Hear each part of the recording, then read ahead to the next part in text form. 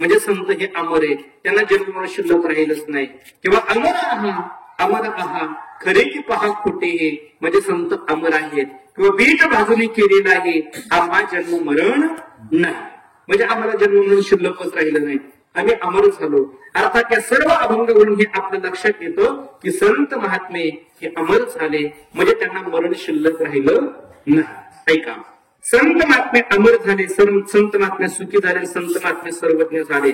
मग असणाऱ्या तुकोबऱ्याने विचारलं की महाराज, हे जरा सर्वज्ञ होण्याचं आणि सुखी होण्याचं जरा बाजूला राहू द्या, पण तिसरी गोष्ट आम्हाला हवी. कोणती? आम्हालाही अमर भाव असं वाटतंय, आम्हाला अमर भाव असं वाटते. तुम्ही अमर झाला ना, मग आम्ही अमर कशाने होऊ ते जरा सांगितलं तर बरं होईल. त्यासाठी आम्हाला काय करावं लागेल? आमच्या पाठीमागं कळी काळ लागलेला आहे, या काळाच्या तावडीतून सुटायचं असेल, त्याच्या दुःखातून सुटायचं असेल, मरणातून सुटायचं असेल, काय करावं लागेल हे जरा सांगितलं तर बरं होईल. ऐका, ज्ञानोबा सांगतात की बाबा आम्ही अमर झालो, तसे तुम्ही सुद्धा अमर होताल, म्हणजे तुमचं मरण संपुष्टात येईल, काळ तुमच्या पाठीमागचं जाईल. पण त्याकरता आम्ही जे केलं ना ते काम तुम्हाला करावं लागेल. काय करावं लागेल? काळ आपल्या पाठीमागं लागलाय ना, एक काम करा, या काळाचा लाभ चुकवण्याकरता, हा काळ आपल्या मागं लागलेला आहे त्याचा पाठलाग चुकवण्याकरता 3 गोष्टी करा. कोणत्या 3 गोष्टी करा? कोणत्या 3 गोष्टी करा? ऐका, तुकोबऱ्यांनी ज्ञानोबऱ्यांनी काय उदाहरण दिले. तुकोबरे सांगतात की बाबांनो, काळ आपल्या मागे लागलेला आहे आणि काळ हा जन्म बनून रूपे आपला छळ करतोय. या छळातून मुक्त व्हायचं असेल तर 3 गोष्टी करा. कोणत्या 3 गोष्टी? जसं गावामध्ये आपण राहत असताना एखादा मूर्ख माणूस, त्या मूर्ख माणसाने आपल्याला छळावं, त्याने वारंवार आपल्याला त्रास द्यावा, त्यावेळेला आपल्याला त्या मूर्खाच्या छळातून सुटण्याकरता काही गोष्टी कराव्या लागतात. काय करावं लागतं? 3 गोष्टी करा. तुकोबरे सांगतात बरं का, मूर्खाच्या छळातून सुटायचं असेल तर 3 गोष्टी करा. कोणत्या गोष्टी करा? पहिली गोष्ट करा, त्या मूर्खाच्या तोंडावरती मार, म्हणजे त्याचा मुस्काट फोडा. ही पहिली गोष्ट करा. आलं का ना? कसा सोपं बोलू, पिंपळगावच्या भाषेत त्याला एकदा हाताखालूनच काढा. मूर्खाला त्रास देतो ना, त्याला एकदा नीट करा, त्याला हाताखालून काढा. पहिली गोष्ट. तेवढ्यावरती नाही आणि ऐकलं तर एक काम करा, मूर्ख वारंवार जर त्रास देत असेल तर मग गाव बदला, दुसऱ्या गावामध्ये राहिला जा. त्यातूनही पुन्हा तो छळ करत असेल तर मग तिसरी गोष्ट, एक काम करा. काय करा? गावामध्ये जो अत्यंत बलवान माणूस आहे ना, श्रीमंत आणि बलवान माणूस आहे ना, त्याच्याशी मैत्री करा, त्याचा आश्रय घ्या. आणि त्याचा एकदा का तुम्ही आश्रय घेतला आणि त्याने एकदा का तुमच्या पाठीवरती हात ठेवला की मग हा सर्व मूर्ख तुम्हाला काही करू शकणार नाही, तो तुम्हाला पुन्हा त्रास देऊ शकणार नाही. पण त्याकरता या 3 गोष्टी कराव्या लागतात. ऐका, पहिली गोष्ट, तुम्हाला मूर्ख त्रास देतोय ना, एक काम करा, मूर्खाचं मुस्काट फोडा, त्याच्या तोंडावरती मार. आणि लक्षात, गावामध्ये जर समजा मूर्ख त्रास देत असेल ना, त्याच्या तोंडावरती मारा. ऐका, हे मूर्खाचं मी फक्त उदाहरण दिले तुम्हाला, तर सांगण्याचे कोणाकरता? काळाकरता. तसा गावामध्ये तुम्हाला मूर्ख छळतोय ना, तसं एक काम करा, हा सारा काळ सुद्धा तुम्हाला पुन्हा पुन्हा छळतोय, तुम्हाला पुन्हा पुन्हा जन्म मरण घ्यायला होतोय ना, मग एक काम करा, जसं मूर्खाच्या तोंडामध्ये मारायचे ना, तसे काळाच्या सुद्धा तोंडामध्ये मारा, काळाच्या सुद्धा तोंडावरती हाना. हे मी बोलत नाही, तुकोबऱ्या फार बोलून करतात. तुकोबऱ्या सांगतात, तुका म्हणे काळ हाना तोंडावरी, भाता भरा हरी रामबाणी.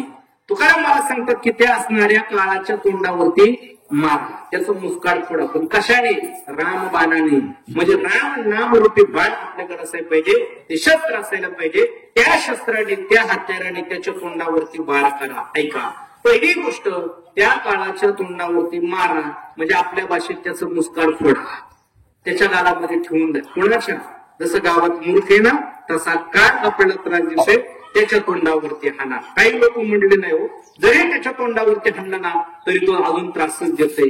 मग एक काम करा ना, आता गावच बदला, आता गाव बदला. काही लोक म्हणले गाव बदलायचं कसं शक्य आहे? बापदादाची प्रॉपर्टी टाकून निघून जायचं का? गाव बदला. ऐका, आता व्यवहारातलं गाव नाही बदलायचं, मग कोणतं गाव बदलायचं? आध्यात्मिक दृष्टीने गाव बदलायचं. कोणतं गाव बदलायचं? देहपुरी गावामध्ये सध्या आपण वास्तव्य करत आहोत. देह म्हणजे एक प्रकारचं गाव आहे. म्हणून राजा एक देहपुरी, म्हणजे देहपूर नावाचं एक गाव आहे.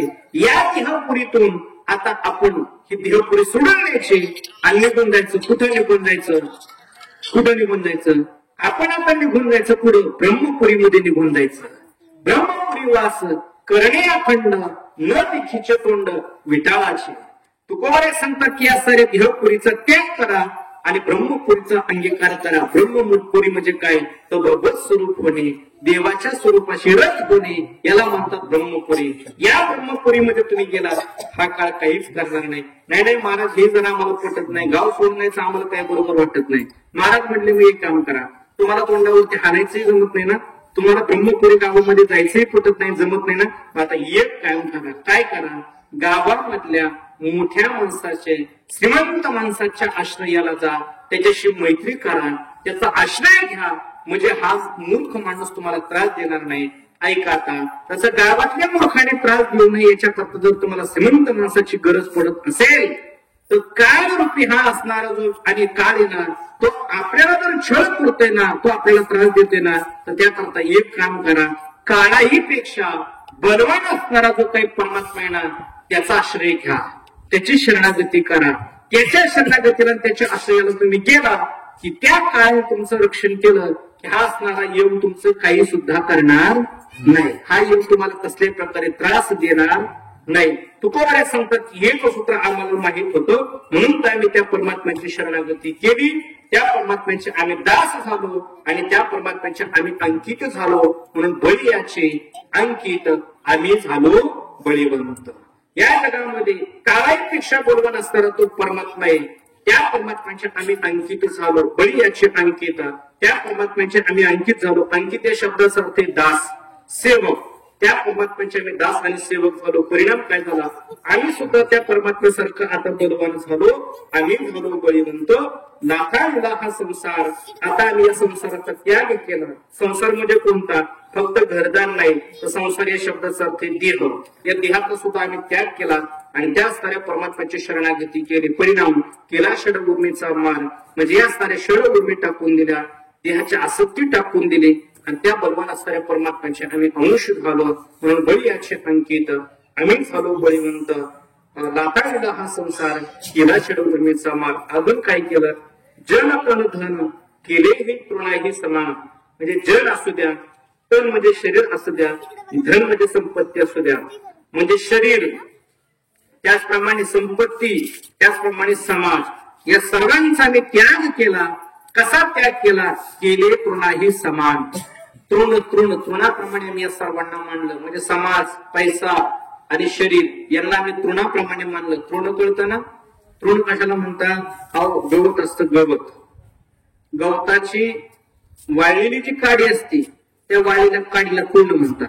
मला सांगा, गवताच्या काडीमध्ये काय राहिलेलं असतं, काही शिल्लक राहिलेलं नसतं. तसं या सर्व तिन्ही वस्तूकडे काहीच नाही या असं समजून आम्ही त्यांचा त्याग केला आणि त्या परमात्म्याची शरणागती केली.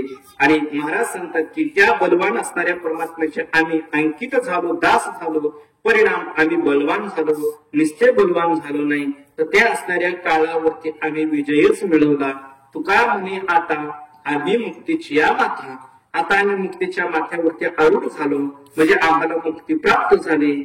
आणि म्हणून खऱ्या अर्थाने त्याकरता आम्ही साधन फक्त एकच केलो, आम्ही बलवान असणाऱ्या परमात्म्याचे अंकित झालो, म्हणून आम्ही सुद्धा बलवान झालो. म्हणून आपण सुद्धा प्रत्येकाने त्या परमात्म्याचं चिंतन करायला पाहिजे. खरं तर त्या परमात्म्याचं चिंतन केल्याच्या नंतर, त्या परमात्म्याची शरणागती केल्याच्या नंतर आपण अमर होणार यात कसल्याही प्रकारची शंका नाही. पण त्याकरता त्या परमात्म्याचं आपल्याला दास्यत्व करावं लागेल. त्या परमात्म्याचं आपल्याला आणि या ठिकाणी दास्यत्व करावं लागेल. जाता जाता फक्त एक गोष्ट सांगून जातो, ऐका. आपल्याला मुक्ती का प्राप्त होत नाही त्याचं कारणच आहे, आपण दास होतो, पण कुणाचं, आपण नको त्याचं दास होतो. ज्याचं दास व्हायला पाहिजे त्याचं होत नाही आणि नको त्याचं दास झाल्याशिवाय राहत नाही. तुकोबाराय सांगतात की आम्ही अंकित झालो. अंकित शब्दाचा अर्थ दास, अंकित शब्दाचा अर्थ सेवक, अंकित या शब्दाचा अर्थ नोकर. आम्ही त्या परमात्म्याचे अंकित झालो, दास झालो, नोकर झालो, सेवक झालो. कुणाचं, आम्ही दास झालो पण कुणाचं, परमात्म्याचं. कोणत्या परमात्म्याचं, आम्ही ज्याचे दास त्याचा पंढरी वास, ज्याचं पंढरीमध्ये वास्तव्य आहे ना त्या परमात्म्याचे आम्ही काय झालो तर दास झालो. आणि तुम्हाला खरं सांगू का, आपल्याला फक्त दास कोणाचं व्हावं हेच कळत नाही. कोणाचा दास व्हावं हेच कळत नाही. कोण कोणाचा दास होतो, कोण कोणाचा दास होतो. कसे माहितीये का, माणसाचा विचार जर केला तर मनुष्य तिघा जणांचा दास आहे. कोणाकोणाचा? मनुष्य पहिला दास आहे तो म्हणजे पत्नीचा दास आहे बघा. मनुष्य दास आहे कोणाचा? तो नीचांचा दास आहे. मनुष्य दास आहे कोणाचा? तो संसाराचा दास आहे. या तीन गोष्टीचा आपण दास आहोत. म्हणजे जगातली सगळी माणसं त्याच्यामध्ये आली बघा. मला सांगा संसाराचा दास कोण नाही हो? संसाराचा दास कोण नाही आहे की नाही? आपण सगळे संसाराचे दास आहोत. म्हणून तो तुकोबार आपल्याला प्रश्न करतात की वेड्या संसाराचा दास होतोच कशाला? त्या संसाराचा दास झाला की तुला संसारामध्ये दुःखच व्हावं लागेल. काय की नाही? तुकाराम महाराज सांगतात की कारे दास होशी संसाराचा खड दुःखाचे डोंगर भोगावे. अरे दुःखाचं डोंगर भोगावे लागतात पण तू संसाराचा दास होतोच कशाला? ह्या तुकोबाराने प्रश्न केला. म्हणजे जगातले सर्व लोक पहिले दास आहेत कोणाचं? संसाराचं. दुसऱ्या दास आहेत आपण कोणाचं? तर पत्नीचे दास येतात. पत्नीचे दास आहे का नाही? जगातला प्रत्येक मनुष्य हा पत्नीचा दास आहे. हे मी बोलत नाही, तुकोबाराय सांगतात बाईनेचा दास पित्रसी उदास भीक भिकारी असून नये जना. म्हणजे जगातली सर्व माणसं बाईलेचा दास. बाईल म्हणजे पत्नी, पत्नीचा दास आहे. आणि पत्नी म्हणून तसंच पुरुष ऐकतात. बायको सांगत तसेच असणारा पती ऐकतो तसाच वागतो का नाही? दारात जर भिकारी आला तर तो आधी बायकोला विचारतो भाई हाय का काही द्यायला? कोणाला विचारतो? बायकोला विचारतो. गावात समजा सप्ताह चालू झाला आणि सप्त्यावाली जर ही आमची कमिटी जर आली, मंडळी जर आली आणि त्याला जर सांगितलं भाऊसाहेब तुमच्यासारखा उदार माणूस नाही, तुम्ही ना कर्णाचे अवतार आहात, तुम्ही कधी कुणाला मोकळ्या हाताने दारातून माघारी लावलंच नाही, दारात आलंच नाही पण तो मोकळ्या हाताने जाईलच कशाला, अशी तर तुम्ही येता. त्याला तेवढे पुरतं खूप उपमा द्यावी लागते, पदवी द्यावी लागते. तुम्ही गुणाला आहात आणि आम्ही तुमच्याकडे आलेलो आहोत. आम्हाला असं वाटलं पहिल्यांदा तुमच्याकडे जावं. पहिली जर तुमची पावती जर अशी मोठी झाली तर गाव चांगले आम्हाला वर्गणी देईल म्हणून भवानी करायला पहिली पावती फाडायला आम्ही तुमच्याकडे आलेलो आहोत. जरा भरीव आकडा, भरीव वर्गणी फाडा. आणि मग तो सांगत असतो नाही देवाला नाही द्यायचं मग द्यायचं तरी कुठं, सप्त्याला नाही द्यायचं मग द्यायचं तरी कुठं. अहो देवा करता द्यायचं नाही, सप्त्या करता द्यायचं नाही, धर्मा करता द्यायचं नाही मग द्यायचं तरी कुठं. त्या सप्त्यावाल्यांना कमिटीला असं वाटतं बहुतेक निम्मा सप्ताह एकटाच ओढतो काय ना, निम्मा सप्ताह एकटाच ओढतो काय ना. आणि मग सगळ्यांना असं वाटतं की आता भरीव अशी 50-50 हजाराची वर्गणी पडतो काय. पण एवढं सगळं बोलून झाल्याच्या नंतर मग तो सांगत असतो तुम्हाला नाही द्यायचं, सप्त्याला नाही द्यायचं, देवाला नाही द्यायचं, धर्माला नाही द्यायचं मग द्यायचं तरी कुठं. मग त्यांना वाटतं आता भरपूर वर्गणी देतो काय म्हणून. पण त्या आतमध्ये बायकोला आवाज येतो हे ग आहेत का काय वर्गणी द्यायला पैसे. ती सांगत असते आले का उठले सुटले आले का वर्गणीला. अरे बा घरात पैसे नाही बघता काय माझ्याकडे आले तशी त्यांना बाहेर काढली बघा. काय म्हणजे याचा अर्थ मनुष्य पत्नीचा ऐकतो बघा. पत्नीचा ऐकून मनुष्य भिकाऱ्याला भीक दे हे सुद्धा सांगता येत नाही. बाईलेचा दास पित्राशी उदास. मी बोललो ना तुकोबारांचं प्रमाण सांगूनच बोलणार बघा. तसा प्रमाणाला धरून बोलणारा प्रामाणिक वाई बघा. म्हणजे माणसाने प्रामाणिक असावं. नाहीतर एक वाक्य सांगून जातो तुम्हाला, कीर्तनकाराच्या बोलण्याला धार नसली तरी चालेल पण साधू संतांच्या प्रमाणाचा आधार असला पाहिजे. आधाराशिवाय बोलूच नाही. तुकाराम महाराज आधार देतात. तुकोबारे सांगतात की बैलेचा दास पित्राशी उदास.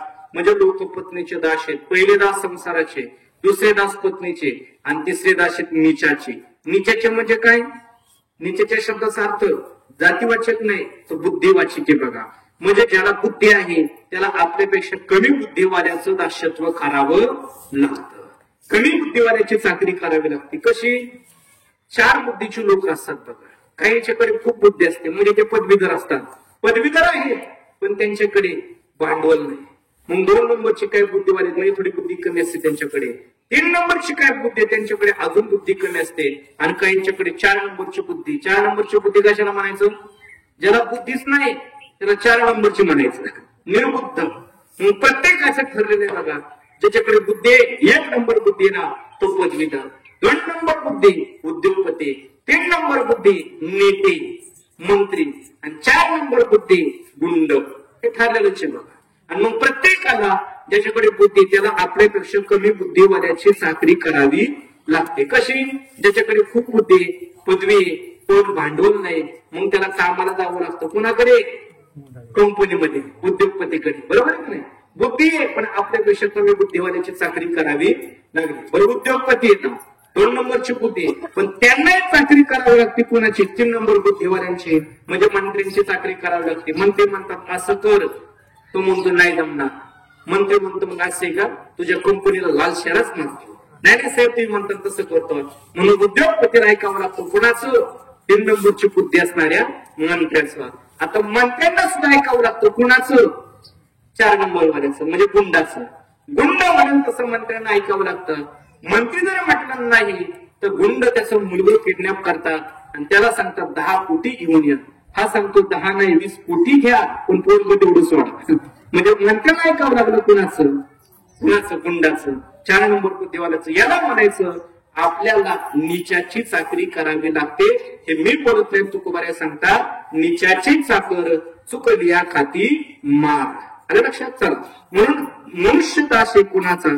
संसाराचा, नीचाचा, पत्नीचा. पण या ठिकाणचं दास्यत्व न करता देवाचं दास्यत्व करा, जसं तुकोबाऱ्यांनी केलं. बळी याचे अंकित, आम्ही झालो बळीवंत, आम्ही बलवान झालो, आम्ही सर्व सत्ताधीश झालो. कशाचा परिणाम? आम्ही देवाचे दास झालो, देवाचे अंकित झालो. आणि याप्रमाणे तुम्ही सुद्धा देवाचं दास्यत्व करा. निश्चित तुम्ही सुद्धा देव स्वरूप होताल. तुमच्याही पाठीमागचं जन्म मरण निवृत्त होईल. जसं की आमचं झालं. तुकोबाऱ्या सांगतात की तुका म्हणे आता आम्ही मुक्तीची माता, आता आम्ही मुक्तीच्या माथ्यावरती आवड झालो. म्हणून अशा पद्धतीने आपणही आपल्या जीवनामध्ये देवाचं दास्यत्व केलं तर आपण सर्वज्ञ होऊ, आपण सुखी होऊ आणि आपण अमर होऊ. पण त्याकरता दास्यत्व देवाचं करा. म्हणून बळी याचे अंकित, आम्ही झालो बळीवंत, लाथाडीला हा संसार केला षड उर्मीचा मार. असो, आज या ठिकाणी प्रवचन सेवा संपन्न करत असताना ज्या निमित्ताने प्रवचन सेवा संपन्न होते ते निमित्त सर्वांना श्रोत आहे. आपल्या शिंदे परिवारातील आदर्श सर्व व्यक्तिमत्व कैलासवासी जगन्नाथ संभाजी शिंदे यांचं 1 वर्षापूर्वी आणि निधन झालेलं आहे. त्यांच्या पश्चात असताना जो काही परिवार, त्याच्यामध्ये सुनीता जगन्नाथ शिंदे पत्नी आहेत, मुलगा असणारा किशोर जगन्नाथ शिंदे मुलगा आहे, त्याचप्रमाणे राजश्री अमोल बनकर मुलगी आहे. अशा पद्धतीचा परिवार या ठिकाणी आणि पाठीमागा आहे. या परिवाराला निश्चित आपले वडील झाल्याने, करता पुरुष झाल्याने या परिवाराला निश्चित फार मोठं दुःख आहे. या दुःखातून खऱ्या अर्थाने या परिवाराला 1 वर्ष आणि जावं लागलेलं आहे. खर तर परिवारामध्ये पिता, वडील, पुरुष किती महत्वाचा असतो हे आपल्या सर्वांना शिकते. परंतु जाता जाता फक्त हे ओवी सांगतो 1-2 ओव्या आणि ज्ञानोबऱ्यांची काही वाक्य. ज्ञानोबऱ्या सांगतात की साऱ्या जगामध्ये आई वडील सोडून मुलांच्या करता किंवा तुमच्या करता सर्वश्रेष्ठ दुसरं कोणी सुद्धा नाही.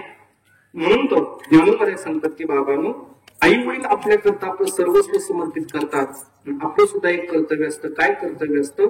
की आपण सुद्धा त्यांच्या करता आपलं सर्वस्व समर्पित करणे हे आपलं आद्य कर्तव्य आहे. ज्ञानोबऱ्या एक सुंदर बाबी सांगतात. ज्ञानोबऱ्या सांगतात की सकळ तीर्थाची दोरे जे का माता पितरे तया सेवेसी कीर शरीरे लोन कीचे.